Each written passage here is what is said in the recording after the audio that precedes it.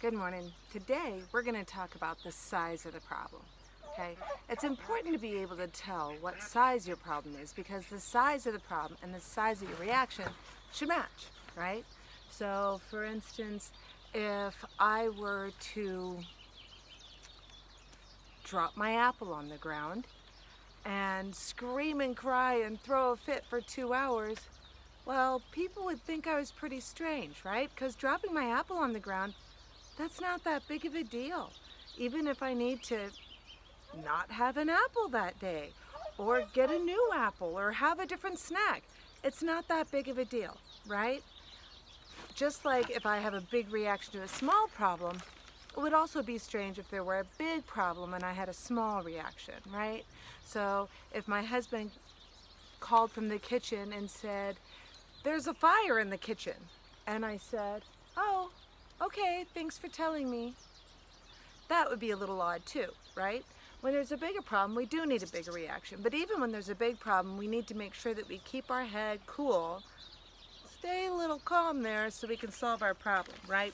So remember, we talk about this teeter-totter, and when we stay nice and calm, our brain stays strong. And so sometimes remembering the size of the problem, if you remember, hey, look, this is really a pretty small problem. We need to have a small reaction. Our brain can stay strong so that we can solve problems, okay? And even if there's a really big problem, and we have a big reaction, we still need to remember to use our tools to calm ourselves down so our brain can get strong and we can solve those big problems, okay? Now, here's the issue. How do we measure our problems? We have rulers to measure length, right? We have scales to measure weight. We have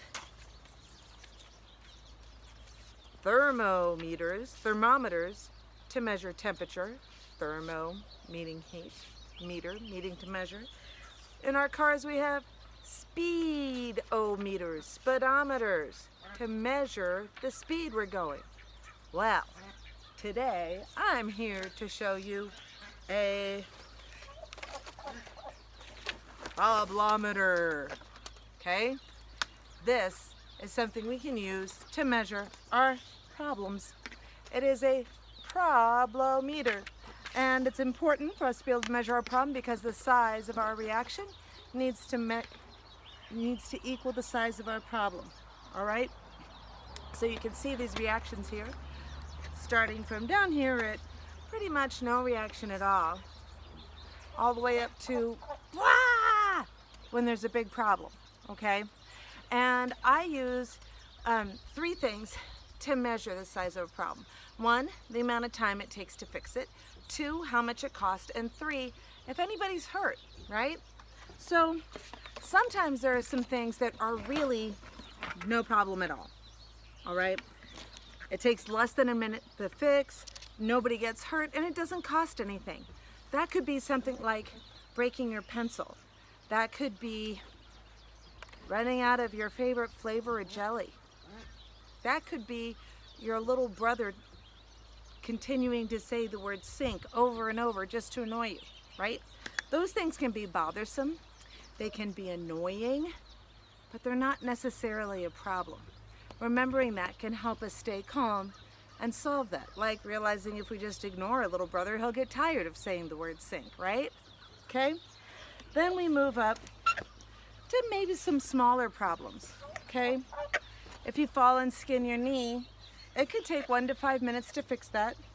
Maybe have a Band-Aid, you don't really need to go to the doctor, and cost less than $5, all right? These are kind of small problems, and you could have small reactions. Up to even a little bit bigger of a small problem. If you have to go to the doctor's office because you fall and you get a rock in your hand and you have to go get stitches, okay? That's a little bit bigger a problem.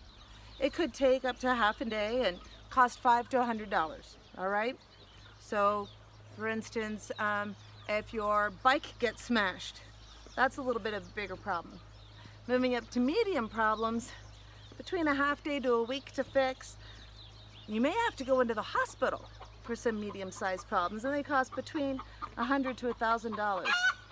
Now you're moving up to medium to big problems, okay? is when you're in the hospital for more than a week up to a month, right?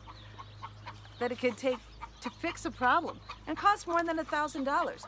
That could be having a car accident. That could be a house fire, okay? Things like that, those are really pretty big problems. And then there's really big problems. Think about things like Hurricane Katrina in 2005, where over 1 million people had to move out of their houses. And a month later, over 600,000 people still didn't have their houses. Really big problems. It may never be the same. Some of those people have never been able to move back to where their homes are. And people even died. That's a really big problem.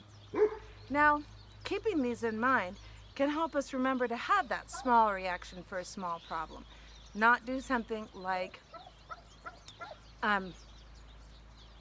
let's say your favorite basketball goes on the roof of the house and you can't get it down.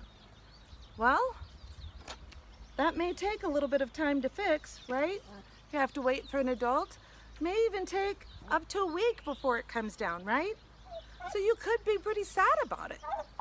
But it doesn't mean that you scream and cry and have a fit for 30 minutes over your favorite basketball, right? Okay? So we need to remember that the size of our reaction needs to equal the size of our problem. And a lot of things that we think are problems are really not a problem at all. We just need to stay calm, keep our brains strong, and find a way to solve the problem. You might find it helped make your own problometer. It doesn't have to be big like this. You could just have a sheet of paper where you write the numbers 1 to 10, and you can list things that you know sometimes bother you but aren't really a problem, like when you can't find your favorite pencil, or if your shoes don't feel exactly right. And list some things that you know are really big problems, things that have happened in your life, like maybe you know someone whose house burned down, or they lost their job and they had to move, okay? Those are bigger problems. And that can help us when something comes up like, I'm not going to be able to eat my favorite dinner tonight.